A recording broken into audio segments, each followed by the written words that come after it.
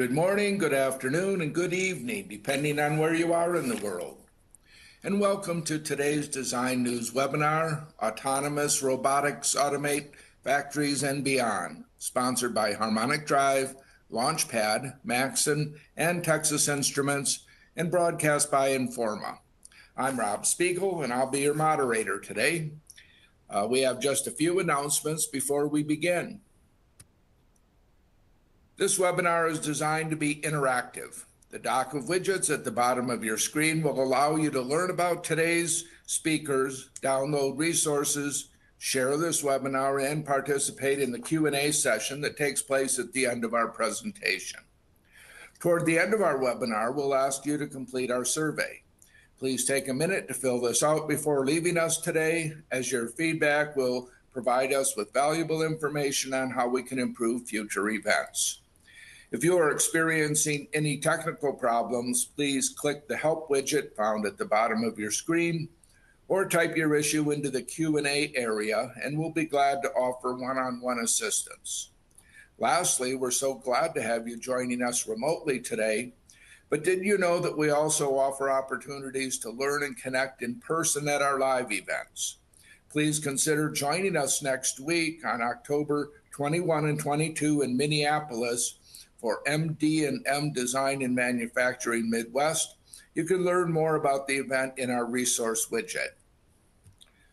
All right, now on to the presentation. Autonomous Robotics Automate Factories and Beyond. Discussing today's topic is Benny Alexander, Sales Engineer Midwest at Harmonic Drive, John Quick, CEO at Launchpad, Biren Patel, Business Development Manager for Mobility Solutions at Maxon, and Kia Rabar, Marketing Manager, Isolated Converters at Texas Instruments. To learn more about our speakers, please visit the Speakers widget. From here, I'm going to pass it over to our speakers who will introduce each other and have some slides to support that. So on over to Benny.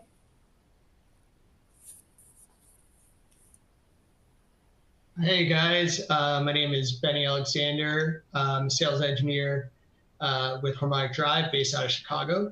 A little bit about me: I have a bachelor's in mechanical engineering and an MBA. I would say all of our sales engineers at Harmonic Drive have engineering degrees, as our product is very technical. I've been with Harmonic Drive for about 14 years now, experience over a wide range of applications, robotics, industrial automation, oil and gas, and aerospace. So a little bit about Harmonic Drive, our technology. I know a lot of people call the product Harmonic Drive gearing, but it's called strain wave gearing. The features of the product are zero backlash, very high positional accuracy, catalog value of 1 arc minute, but typically a lot better than that. Very compact with high torque density. Inline configuration, where we can have higher reduction ratios in a single stage, all the way from 30 to 161, single stage. So very compact. The gear ratios are determined by the number of gear teeth on both the flex spline, which is our output, and the circular spline as well, which is the fixed portion of our gear. Weight and size are both independent of gear ratio. And this all permits, this gear also permits design flexibility. We pretty much, I'd say 75, 80% of what we sell is modified in some way. And some of the solutions that we have, the gear component set is the basic building block of the basic strain wave gear. Next, we're able to provide gear units, which has a full housing and output bearing. This is a little bit less, we're able to modify it a little less than the component set. Pretty much the component set, we can modify it to anything you want. I'd say all of our robotics customers, most of our robotics customers would purchase component sets so they can build around the units, typically built into the housings of the robot joints themselves. That's actually changing now with different markets and different applications as well. Once you get past gear units, we've got servo actuators, and this is where we are making a lot of strides and a lot of improvements, bringing new products out to market quicker with our actuators where they incorporate our zero backlash gearing, precision brushless DC motor, precision encoder. We do offer integrated servo drives as well. And this is the plug and play solution. This is the best option for torque density and the least amount of design work and design time that you would have to deal with. So we typically recommend servo actuators for that if you have flexibility and can just take that. And that's all I have for Harmonic Drive. I'll push it over to John. All right, thank you. I'm John Quick. I'm the CEO of, there we go. It's good to be presenter. I'm the CEO of Launchpad, and our whole goal is to provide infinite supply of low-cost labor. Basically, manufacturing is broken. Manufacturing's gone from 28% of GDP to barely 10% in the US. It's one of those things that, since 2000, we've lost 28% of manufacturing jobs. And candidly, there's 600,000 open manufacturing assembly jobs today. By 2030, it's expected to be 2.1 million. And within 10 years, it's 3 million open jobs that we just can't find people to do. If given the choice of working 40 hours a week in a factory or driving an Uber, people are choosing the Uber. Everyone just assumes robots is going to fix the problem. And if this was a bigger audience, I would ask people for what they think robotic penetration is. And the guesses would be anywhere from 15 to 50%. The reality is robots are 3%. Okay, they aren't there. And the reason why robots aren't there is it's just too expensive. You would call up a systems integrator, they would charge you $100,000 for the privilege of talking to them, and it'd be another $100,000 or $200,000 to deploy. And if you were a bigger company, it would multiply those numbers. So we're trying to be the non-systems integrator. What we do is we take software to look at the problem and figure out what to do. So instead of 6 months and 6 weeks and $100,000, it's now 6 seconds and zero. And then we have a robot that's basically the Mr. Potato Head of manufacturing. So Mr. Potato Head is one toy, which can become 10,000 toys with different peripherals and noses and glasses. This is one form factor that you can have different inputs and different tools. And because it's vision-based and flexible and adaptable, you now have something that can be deployed in a whole bunch of different areas. So here's just some examples of some of the things we do. We did laser engraving for Black & Decker. We've done fastening. We've done putting in O-rings. The one in the upper right is really interesting. It's a window and door company. They have 20 to 40% staff turnover every year. Turns out people don't want to work in 100-degree heat. And it would be 4 people to go build a window and door. We'd carry a frame. Someone would grab locks and latches. You'd have to get the right one. You'd have to make sure it color codes in the right style. With this machine, it goes on the conveyor. The camera looks at it. It knows what color. It knows what style. It triggers automatic locks and latches. It goes over, fastens, goes over, fastens. You've taken what was 4 people. It's now 1 person and 1 machine. And from a financial perspective, it's 50% savings on labor right out of the gate.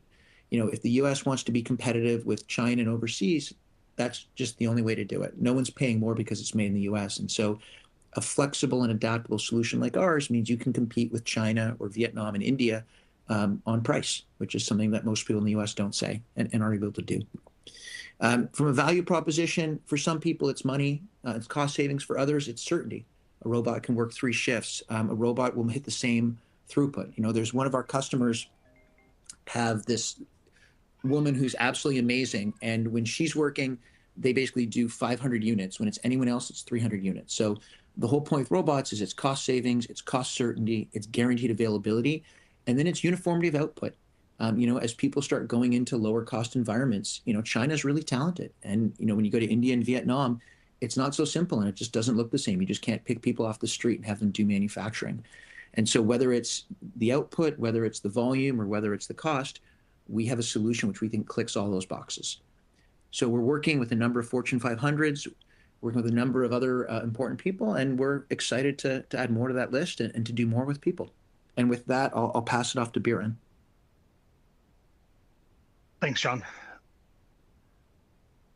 Go ahead. So welcome, everyone.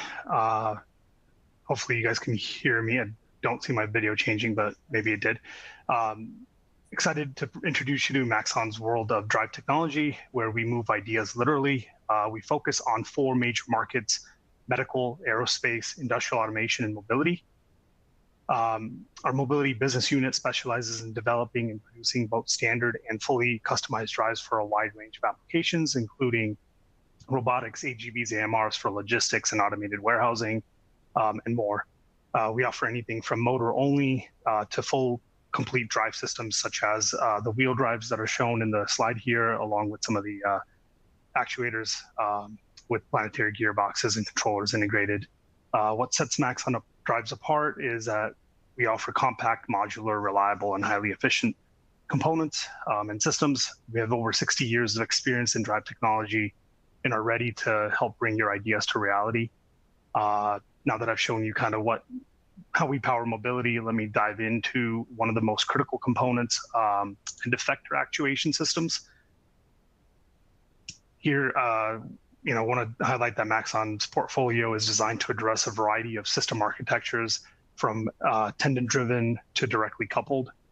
For these, we offer small diameter, slotless, brushed and brushless DC motors with high ratio planetary gearboxes, along with some slotted outer runner motors where we can attach lower gear ratios for some of the direct drive systems there. We also offer motor gear spindle combinations for linear motion. Our solutions are ultra compact, power dense, and deliver superior motor and gear efficiencies. The modularity of our portfolio means you can flexibly combine different motors, gears, and encoders to create the optimal drive systems for your needs. But motors alone don't make the system. I want to show you guys how we understand systems and system integration. We offer catalog components that are highly standardized and mature, suitable for a wide range of applications. Our approach is separated out into 4 steps. Basically, we'll provide individual components like motors, sensors, gears, brakes, controllers, and the software to go along with that. Next, we'll offer subsystems with lower complexity, combining standard components and application-specific firmware. We can also work with customers on delivering a full subsystem with higher complexity and tailored products for the application. And then finally, we can go into providing a full custom assembly with software code. And then just to bring it all together, I want to highlight our HEJ drives. This is our highly efficient planetary gear quasi direct drive system, where we've integrated in our frameless motor along with 2 encoders, EtherCAT controller, and we can add in a brake and fully provide a plug and play modular actuator for robotics. We also offer, like I mentioned earlier, wheel drives, where similar, we've taken motors, integrated in the gearbox and controllers, and one simple product where it can be plug and play.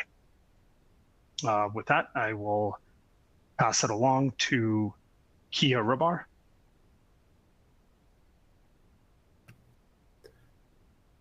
Thanks, Baron. Hey everyone, I'm Kia Rabar. I'm the product marketing manager here at Texas Instruments, covering the isolated sensing products, isolated voltage sensing, current sensing, and isolated ADCs. So today I want to talk a little bit about the different types of robotics and how from TI with our semiconductor solutions we can help improve and optimize these designs, whether it's for precision, whether it's for lifetime, whether it's for accuracy of the movements of the robots. All of these are some of the things that we're targeting with our products. Traditionally, what we see today in the market is there's 4 different types of robotics that are being developed. One is the industrial robots. These are usually the higher wattage, higher voltage designs that are usually used in larger factories. There's the collaborative robots that can work alongside humans to help optimize and make it easier to complete tasks together alongside the human. And then the industrial mobile robots, the AGV, AMRs. These are more mobile platforms for moving around things. Amazon is one of the key kind of companies that leverages this type of technology. And then the big one that's starting to grow and increase in the market is the humanoid robots that are trying to kind of replicate and mimic the human form and movement with these types of solutions. So from my end, some of the things that we see at TI is like there's a growing investment around the integration of robotics into everyday life. to aid humans, whether it's in the factory, whether it's in hospitals, whether it's in the home. All of these places, there's this growing need, and there's a lot of value that can come from having this kind of technology alongside human production. So one of the big needs with all of these is there's the motor control, motor drive, the servo design that's within each of these robots. And with the need for more of these human-like motions and more of the precision, there's going to be a need for servos that are more accurate, more precise, more robust and efficient, and then as well as needing to be size optimized and cost effective to be able to fit within the joints of the humanoid robot or the joints of the industrial robot. And what we offer from our end is a portfolio that features a full system level solution that is designed for the precise control under these various workloads and environments, and is tailored to each of the customer's specific needs. So diving a little more specifically into the servo design, on the right, we kind of showcase the typical diagram of then the servo or the AC inverter that would be driving the motor. And within each of these, as you can see, there's the FETs, the gate driver, the sensing, as well as the microcontroller. All of these types of solutions we support and offer within TI. When it comes to measuring the in-phase measurements, some of the products that we offer are these isolated modulators and isolated amplifier type solutions. These isolated modulators, these are functional isolation type solutions that can achieve much higher resolution, much higher ENOB, effective number of bits, up to 14 bits in comparison to traditional analog non-isolated solutions, which are usually in the 8 to 10 bits. And that will help enable more precise movement of the motor. We also have microcontrollers that have these SDFM filtering modules within them that can interface with these modulators to enable fast latency. And then there's gate drivers that we support that can help do the PWM switching of the FETs, as well as from TI, we offer these GaN FETs within our portfolio. And all of these together can be combined to create the servo for driving the motor. And some of the big innovations that we're trying to do is precision, improvement in size, especially in the small joints of a humanoid robot. If you imagine in the finger, in the wrist, the elbow, these need to be really small PCBs. So size is a big thing. And then, of course, having many different motors within each of these robotics cost is a big improvement that we're targeting with our solutions as well. So with that, I'll pass it back to Rob. All right, thanks to our presenters for those introductions. Now on to the program. First question I have is, how are new innovations bringing value to the overall system design? And I'll throw that one over to Kia to get us going. Yeah, so some of the key innovations that I was talking to was in terms of improvement in the sensing technology. There's kind of three things that are key values when it comes to motor control within a robot. One is more precise control for accurate torque and position control. So having solutions that can have higher effective number of bits, higher resolution will allow for that more precise control and give you more accurate torque and position control. The second thing is kind of faster motor positioning. So making quick adjustments. And this is where you need kind of higher bandwidth, current control. You need a good, fast, low latency control loop to enable that faster motor positioning. And kind of the third one is enabling more robust designs with reduced downtime. So having different fault mechanisms implemented into the design for safety purposes, and then enabling higher common mode transient immunity within the sensing devices can help enable these robust designs within the robotics market. All right, thanks, Kia.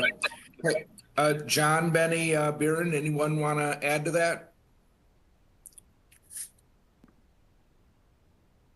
Okay, on to the next question. How can AI be harnessed to drive innovation and adoption in robotics for manufacturing? And John, you want to handle that one? Sure, absolutely. Look, I think that the whole point of AI is to provide leverage and to do things that are repetitive and everything else. And if you think of it, you know, we humans do a lot of shortcuts. So when you're going to go design something or think through things, you think of how have I designed it before? I'll just kind of copy what I've done before and make some small tweaks. Or, you think very linearly. If this has to happen, then this. When you use AI, you can do millions and millions of permutations in a matter of seconds, if not minutes. So if you think of it, if I look at a product, I can look at it doing something called computational geometry. So I can look at it and say, based on the geometry, that's a screw. If I have a screw, I need a screwdriver. So let me simulate 1,000 different screwdrivers, bringing it in, putting it in, taking out the component, and then doing the next one, the next one. And all of a sudden, you've like 1,000 monkeys at 1,000 typewriters tried every possible combination of how to do that. And when you do that, you find out with some really interesting things and very different ways of doing things in much more faster and efficient ways. And all of a sudden, through AI, you've now radically redesigned the process of how we build and how we make things in a way that's faster, cheaper, and better. Oh, great. Okay, anybody want to add to that? Okay, on to the next question. This one's for Benny. What do you see as the biggest challenges facing roboticists, particularly related to motion control? Rob, I would say there's multiple things. I would say precision and repeatability are, I would say, number one, as well as size and size constraints. With precision and repeatability, that starts from the gear, you've got the motor, high resolution encoders, as well as the drives. And I would say a lot of what Kyo was talking about earlier with the precision motion control and the current loops and closed loops, I guess, would be paramount to that. Other things would be safety standards, meeting safety standards, which can be done with different communication protocols built in, like EtherCAT or CANopen. Yeah, so I would say those things. Okay, great, Benny. Anybody want to add to that? Yeah, maybe one other thing. Look, I think. Or go ahead, John. Go ahead. No, go ahead, please.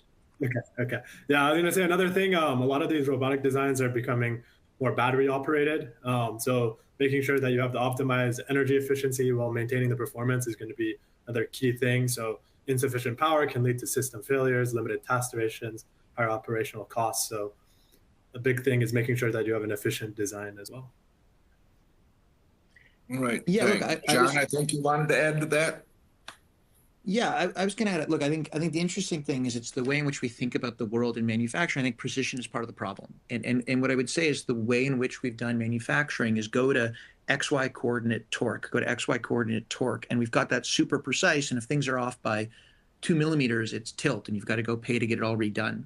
And I think that's a mistake. I think that the way in which the future of manufacturing is going is flexible. And it's this idea that you can put things in and you can make tweaks, you can iterate the product, and it just adapts and adjusts. And I think that building things that are not necessarily more precise, but more flexible and able to adjust your precision is really what needs to happen. All right.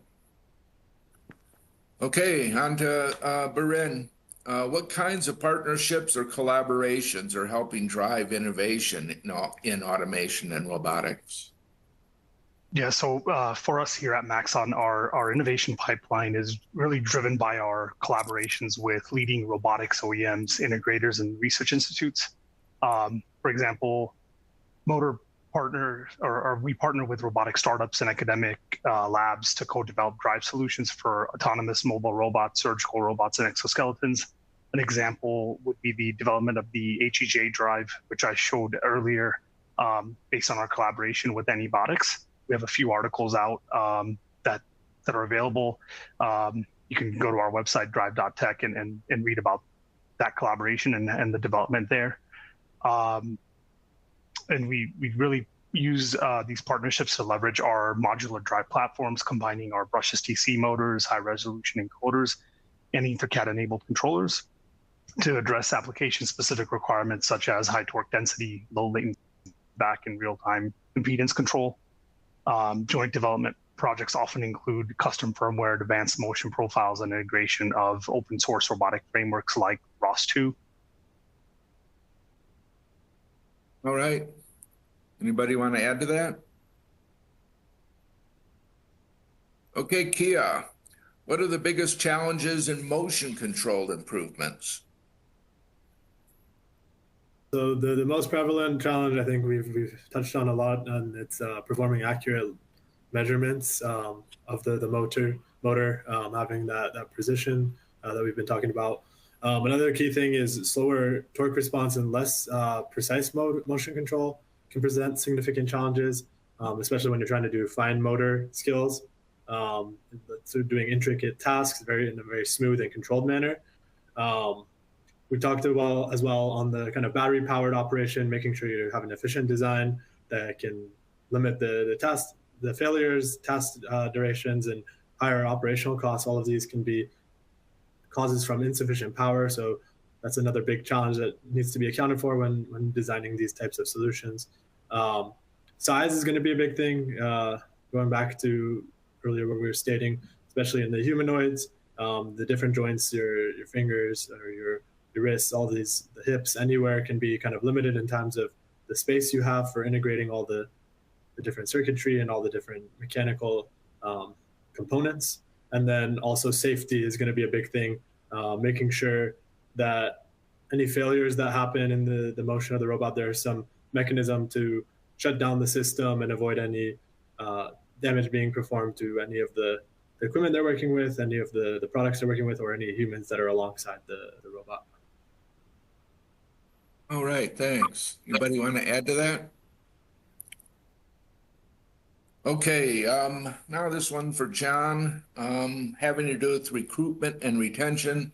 You know, I've been covering automation for 25 years now, and I remember that was an issue back when I first started covering automation, and it just hasn't seemed to improve. It's just like each year as more and more skilled and knowledgeable workers retire, this whole issue just becomes more of a challenge. John, what are you seeing with this, either domestically or globally? Couple thoughts. So one, I think it's a huge challenge. I mean, I think the challenge is the workforce in general, whether it's machinists or operators or whatever. And I think part of the challenge and part of the benefits of automation is how do you take what I would call, moderately skilled, someone has to come in and know how to do 4 or 5 different things and make it very simplified using automation so that you can kind of pull someone off the street to do that, and which makes all of a sudden your entire talent pool or your uptime a lot different. I think, from a global perspective, I think we have to open up to a new paradigm. I think that we've had centralized manufacturing a lot in China. And I think that whether it was you look at what happened with the Houthis shutting down, the Suez Canal, you look at if anything happens with China or you look at tariffs, I think you're looking at a world where there's going to be localized manufacturing that's involving a lot more local talent than people have had to have historically. And so I think you're going to see a lot of countries ramping up and need to have people. And now it's a question of who are those people and how do you enable that and create an environment for that to happen? And how do you get the pieces in place and so you can do that in an effective way? Okay, I have an additional question regarding that. Is this a generational issue, John? Is this something that is becoming particularly more difficult with recruitment when we're talking about millennials and Gen Z? 100%. Look, I think that, for better or worse, I think manufacturing was looked at 30, 40 years ago as a very, quality, stable job to support a family and everything else. And I think that if you look at the newer generation, they just don't see it the same way.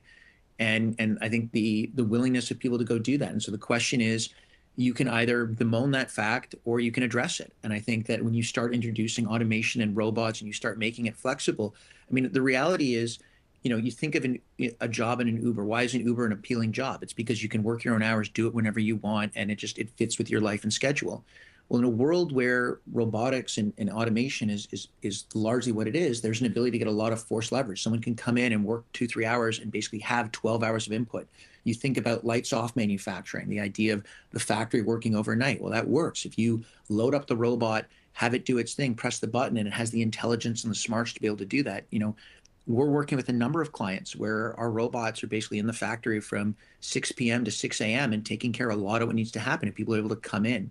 One of the big things with flexibility is, we do maintenance. And so the idea that you can put a PCB board in and it can know where to put helicoils in. And you can, because we use a lot of vision and it has simulation, we can put in 15 or 30 different boards and it knows exactly what to do and exactly what to happen. And so it takes a tray, puts it in the machine, fixes it, replaces it, takes the next tray. And that wasn't possible 5 years ago. And so now you've got a way in which there is a way for young people to be in factories and for young people to be in factories in a way in which they're not spending 10 hours a day just stamping, because I think that's the world that's going away and never coming back. Yeah, thanks, John. Hey, when I was a teenager in the Detroit area, I worked at a lot of those stamping places. And they were good jobs back then. They were boring, but they paid very well. Okay, let's talk about motion control outside of the areas that we're talking about. We're seeing a lot of flexibility and advanced capabilities in motion control technology. And Benny, how does that affect industries other than manufacturing, warehousing, and logistics?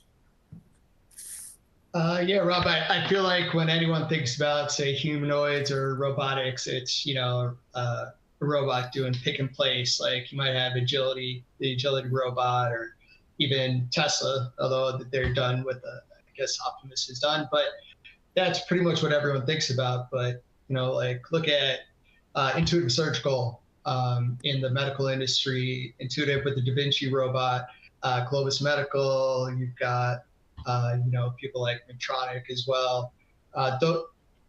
When surgical robots came out, they basically, I would say, saved lives, where people would be able to recover much more quickly than previous. So you've got that, as well as aerospace and defense as well. Drones, unmanned vehicles, both for, say, perimeter defense or even for fighting, I guess, as well. And, you've got mine clearing robots as well. So yeah, I think those are the two biggest right now outside of manufacturing. And, I think I read somewhere in 2050, every home is going to have a robot, like Rosie from the Jetsons. But I don't know if that's true. But yeah, that would be great, especially with home healthcare as well. And, that'll really free up a lot of time for people as well. So, and I think that's the goal of some of those companies in the future, but not sure where it'll be, if that'll happen. A quick follow-up on that, Benny. One thing that I've wondered about is, when humanoid robots started showing up a few years ago, other than, say, taking pharmaceuticals to patients in a hospital or doing some grab and deliver tasks around the house for people who needed those services, I had always thought that the humanoid robot was an awkward solution when you're talking about manufacturing, warehousing, and logistics. But I've come to see, and correct me if I'm wrong, that it's the flexibility, dexterity, and the advances in motion control technology that actually allow the humanoid robot to be much more effective than it may have been just a few short years ago. I would respectfully disagree. And what I would say is, it's interesting. The founder of Roomba just actually came out 3 weeks ago, basically, and I'm paraphrasing, I can get the actual quote up, but basically said everyone's insane if they think humanoid robots are going to be able to build that level of dexterity, and that the millions and billions being spent on that, expecting to do very dexterous tasks, are basically a donation to the CEOs and nothing else. And what I would say, and just to borrow the reference, I know someone did Rosie, but look, we thought self-driving cars would be, from Total Recall, Johnny Cab, I'd buy that for $1, and all it is a steering wheel. And if you're going to have a lawnmower, you're not going to have a humanoid pushing a lawnmower. You're just going to have a little Roomba eating grass. And I think in a factory, the amount of things that go in tactile, about grabbing a screwdriver, feeling it, grabbing it, connecting it to a screw, torquing it, but not too much, visually inspecting, to expect a humanoid to do all that, it's crazy when you can just have a divine spit go out and do that, powered by AI. So I think that when you think about a lot of the things you're doing in a manufacturing environment, gluing, welding, crimping, it just doesn't make any sense for it to be a humanoid. I think a humanoid could refill the bins or move things from one side of the factory to the other, which is what you're seeing in some of the ones. But to expect it to be this magic thing, I just don't think we're there, and I just don't think that's how the industry is going to evolve. Okay, thanks. Anybody want to add to that? Let's stick with motion control for another question here. And Biren, how do you see the role of motion control evolving as automation becomes more intelligent? Yeah, I mean, I go back to what John said earlier about the transition of motion control.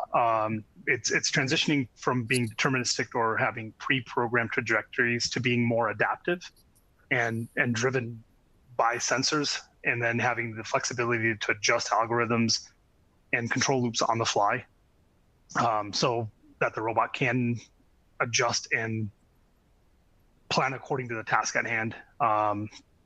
There's also functional safety that needs to be considered as a critical requirement as the automation systems grow more intelligent and interconnected. We need to think about safe torque off, having safe stops, as well as still certified controllers in the drive solutions. All right. Anybody want to add to that? Okay, let's return to the workforce issue, and let's look at it from the point of view of robotics. I see over and over again that there's a growth in robotics because of the workforce issue, which is, it assumes that if you can't find human workers, that robots can replace those workers. And I'm kind of curious as to what you guys are thinking about that. I know that during COVID, I saw some very innovative use of robotics in food processing, which was an issue because of the distancing that was required in during COVID, and the distancing that was a problem in food production. And I know robotics address some of that, but I'm wondering, kind of in general, whether this is a solution to workforce issues. Does robotics provide an alternative? You want to give that a shot, Kia? Yeah. I think with the development of robotics, there's the different types, right? The industrial robots are helping with some of those more kind of risky, dangerous situations where you may be in a factory and you're moving large vehicle equipment around, and there's risk of getting human injuries throughout the process. So there's kind of that level of type of robotics. And then on the other side of the spectrum, like there's the humanoids, which are more like, the way I think about it is more the end goal with those would be at the home for more of just helping with tasks that you don't want to do on a day-to-day basis, like doing your laundry or putting the dishes in the dishwasher or something of that manner. I think it will take time to get to a solution that is cost effective to be useful. But I think even today, they're getting to a very innovative state with the improvements in the circuitry design, the cost of the circuitry, the competition that exists across so many different companies, as well as on the mechanical side. I think there's so many players in the market, and one of the biggest factors for the big pushes between each of the competition is to reduce costs. I think that's always a big factor that the key designers of these robotics take into consideration. So there's going to be kind of both ends of the spectrum. I think there's the robotics that will help fill roles where it's more dangerous, it's not really safe for human operation, and they can operate there and not really replace human jobs or like workforce placement. And then there's the other side of thing where it's like collaborating with the human and the humans and working together to accomplish a bigger goal. Anybody else seen what's going on in the role of robots and workforce issues?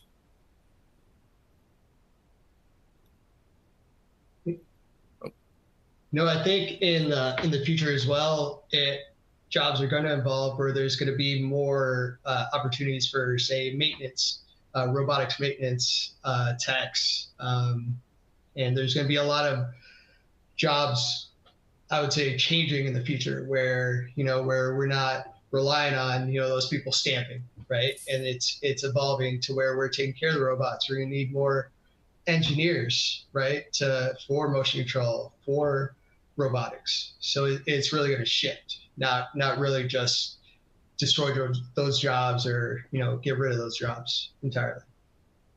Gotcha. Thanks. You know, we have seen robots getting introduced to the same space that humans work in. You know, when robots first became effective in, say, the automotive industry, they were in cages. They were kept away from human workers, whether they were doing painting or welding. And then, I don't know, about 10 or 15 years ago, we started seeing the development of these robot arms or cobots that could work near human beings. I'm wondering, John, how you see that balance evolving. Sure. Look, I think the most important thing that anyone should have as a company or as a technologist is humility. And I give the example of cabling, right? I think everyone who's done manufacturing, cables can fall in any kind of number of directions. It's an absolute nightmare to automate cabling and harnessing. And instead of trying to automate everything and make it religious where you have to do robots everywhere, you're going to spend 80, 90% of your time on something like this that provides 5% of the value. And I think that's one of the problems. And it's one of the reasons why there are no robots, is because people have tried to bite off too much. People want to control the entire thing, and they make it these big monolithic $1 million projects, which become bet your career projects that go through the board or the CEO. And I think the intelligent way to do automation and where we're going is this idea of just going to a factory and being like, where's the sorry, I was going to swear, where's the worst job? Where's the job that no one wants, that anyone takes quitting? And let's automate that. So whatever that job is that is just awful, it's just all day. Like I've seen jobs of people taking tweezers to jewelries and laying them on baking sheets, and you just spend your whole day tweezing stuff. Like let's automate that job.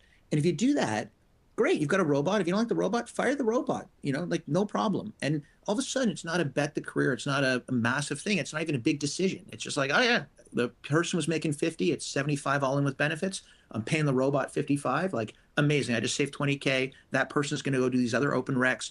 Everyone wins. And I think that's the way you get adoption. And that's the way you should be thinking about robotics and humans. There are some things robots are amazing at. Let them do that. And there's some things that humans are really good at. Let them do that. And how do we have this hybrid approach where you're going to have a line? It's going to be like robot, human, human, robot, human. And that's going to be more efficient, easier to deploy, easier to maintain, and it's going to be a win for whoever has that attitude that's what you want to go do. So I'm guessing, John, you're not expecting a lights out factory anytime soon. Well, you can have a lights out factory. It's just deciding what that lights out factory does. So I don't think you can have a 24/7 lights out factory. I think that's a ways away, but I don't think you want that. The reality is I think you want a factory that's largely lights out, that has, to your point of what the human jobs, humans need to refill the robots. Humans need to sort through or unplug certain things. Humans need to make sure there's nothing's going wrong. So I think there's a world, what I would describe is, I brought up at the beginning that U.S. manufacturing jobs are down about 30%. They've gone from 14 million to 10 million. There are 140 million manufacturing jobs in China.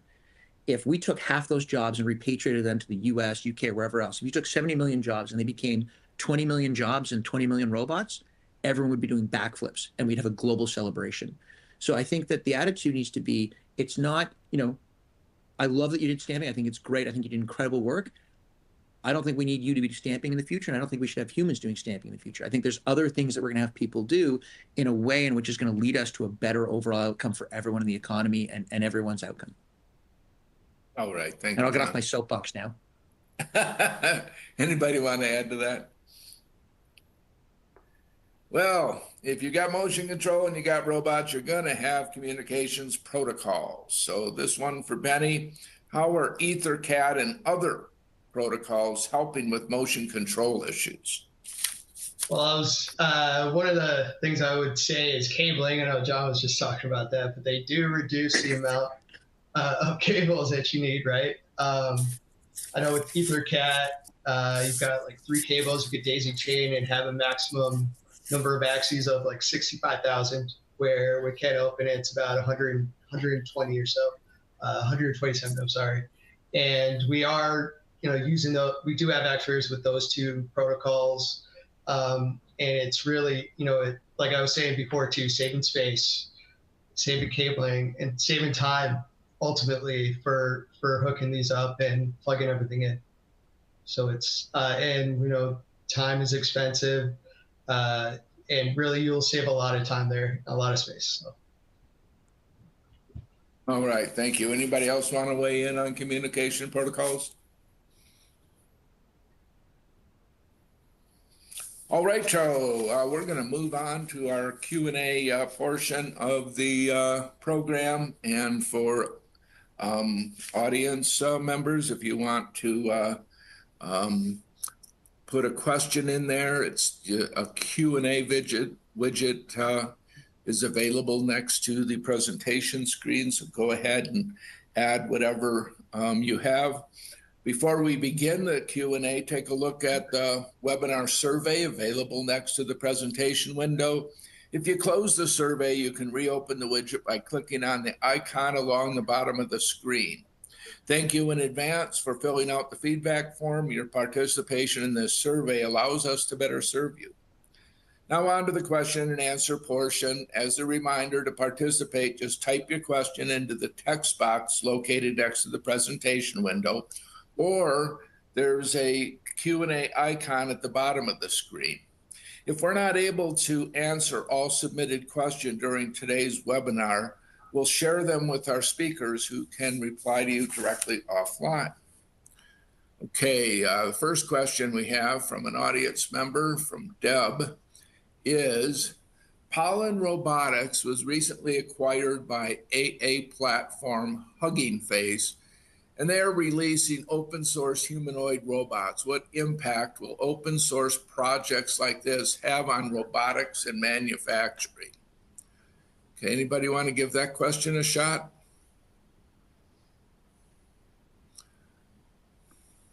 I mean, if no one wants, I'll jump on it. Okay. Yeah, I mean, look, we think of when the iPhone came out and we had an open source platform for able to developing games. And I think, the first ones that came out were like the iFart or holding up a candle for a concert. I think that, if people do open source robotics, I think there's a million things they're going to do before they get into manufacturing. I think it would be wonderful if people thought that way and we had that and we had everyone kind of building for that. I just think it's going to hit, unfortunately, too far down the priority list for open source. Gotcha. Anybody else want to address open source? Okay. Another question we have is, looking ahead, what emerging applications or technologies are you most excited about in this space? Why don't we ask Biren to grab that one at first? Yeah, I mean, I think for me, next generation AMRs, collaborative robotics, and medical robotics are technologies where I think they're pushing innovation forward with the collaborative robotics and humanoid specifically. I think development of more dexterous end effectors is exciting. And then with adoption of digital twins and simulations to have these robots get implemented quicker into complex environments is cool to see. And then to support all of this, I think the innovations and having more compact and high torque density actuators, I go back to that in terms of cabling and all of that we've talked about. It reduces a variety of cables being needed by having these compact drives. You're really now just looking at having power and something like Ethercat cabling to each drive. So if something does go wrong, it's very easy to pull one out, put another one in. So I think, yeah, that would be what I'm really excited about. Okay, great. Thanks, Biren. I'd like to go through with each presenter and ask that same question. What emerging applications or technology are you excited about? Kia? Yeah, I think for me, it's really, what is the potential of robotics in the home to help with some of your day-to-day kind of tedious tasks that you don't want to do your laundry, make your bed, things of that sort. I think it's a long way to get to a point where you can have a cost optimized solution that it's good enough for a consumer to buy and have the funds to kind of purchase that broadly. But I think the potential of that will will help enable us to kind of perform other tasks and be more effective in our day-to-day, whether it's coming up with more creative ideas on innovating the industry as engineers, spending more time kind of reading on these topics, learning more about what there is and how can we be more creative and innovative by removing some of like the tedious tasks that on a day-to-day we don't really want to spend and allocate time to. Great, thank you, Kia. And Benny, what emerging applications and technologies are you excited about? I mean, Baron pretty much took the words out of my mouth because I know we're both both of our companies very similar technologies and applications, and I would say cost-cutting measures as well, having more efficient manufacturing for those power dense actuation and communication, and which Harmonic Drive is working on. I know Vaxon is as well. Thank you, Benny. John? Yeah, I come a little different. So to me, there's 64,000 factories in the US, and Ford, GM, they've got automation, but for 63,900 of them, there's no automation, there's no roboticist on staff, and candidly, there's just not a path to go do that. And so what really excites me is when we're going to be able to walk around with a cell phone and just have a live stream video, and the idea of having almost like a machine language model to be able to pick that out and figure out this is what you're building, this is how to go do it, and how you would do robotics. And I think that's an extension. If you think of the humanoids, it's all vision language. So the idea of almost a manufacturing language model and how we use and leverage LLMs to all of a sudden bring that whole front end of the manufacturing process faster and better. And so you've made it so everyone can have manufacturing. I think that's the future. That's the future I'm trying to build. And that's where I think the whole world changes for the better. Okay, great. Thank you. Here's an interesting question from the audience, from Kevin, and that is Unitree robots selling on Walmart for $21K. What are your thoughts? Can we in the US match this, or is this just going to happen unless the US government gets involved to subsidize the robot industry? Anybody have some thoughts on that?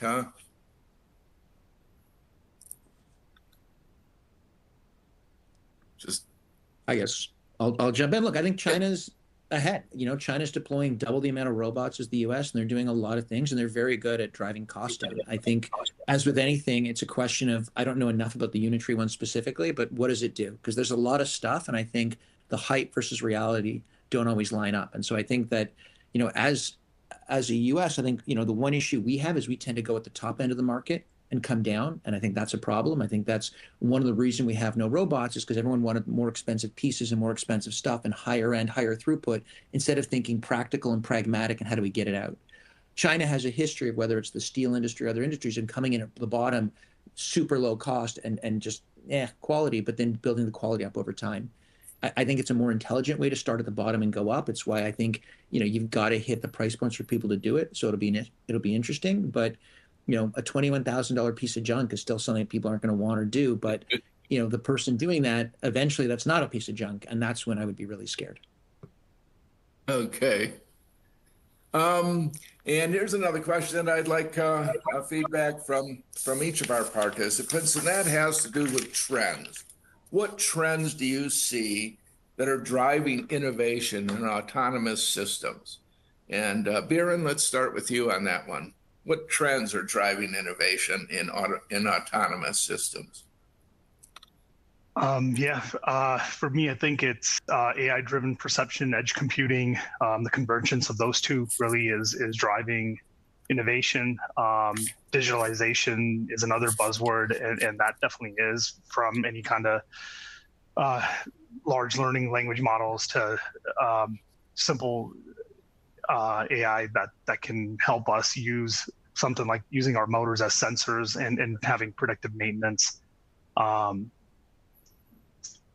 then just capabilities for robotics and autonomous vehicles to operate safely, efficiently, it would be something else. I think really machine learning and AI is really what's driving it. Okay. Benny, your thoughts on these trends? what, similar to the previous question about Unitree, I think it's cost cutting and how we can, really take costs out of, say, not just from the overall robot, it's from the component level, to probably actuators to the drives, cables, everything, and manufacturing of those components, I think is a big. Hey, thanks, Benny. Kia?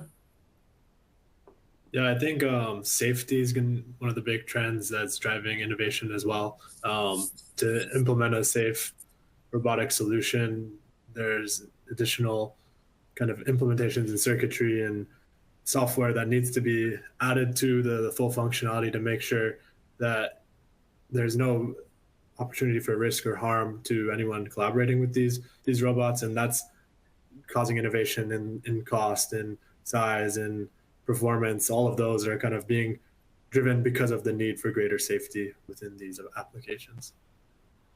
Great, thank you, Kia. And John? Yeah, I mean, look, I think a couple of things people talked about, which is affordability and people understanding what it's going to take to get adoption. And I think to me, the biggest trend is this idea of flexibility. And I think that we're living in a world where product cycles are shorter and iteration has to happen faster. And traditional automation is obsolete the day it's deployed. And I think that people have woken up and said, if that's the way you're going to do things, you're just not going to be doing them going forward. And so they've understood that you have to be, thinking through what does the future look like and how can you be a part of it and how can you be relevant? The reality is if all of us were to go buy Apple Vision Pros, we shouldn't have the same ones. We have different size heads. We've got all kinds of other stuff. And the fact that we live in a very static world is how are we going to get to that flexible world where we can have this idea of mass customization? And it doesn't happen without flexibility. And I think people have understood that we're not there tomorrow, but that's where we're going to have to end up. All right, thank you. And that's all the time we have for questions today. Thank you to our speakers. We appreciate your time and expertise on today's topic. Thanks to our sponsors. That would be Texas Instruments, Maxon, Launchpad, and Harmonic Drive. As well as to all, thank you to the our attendees as well. You will receive within the next 24 hours a personalized follow-up email with details that will also include a link to today's presentation on demand. Please feel free to invite your colleagues and peers who may not have been able to join us live today. It will be available on demand for some time. On behalf of our presenters, Kia, Rabar, Biren Patel, John Quick, and Benny Alexander, I am Rob Spiegel. Thanks for your time and have a great day.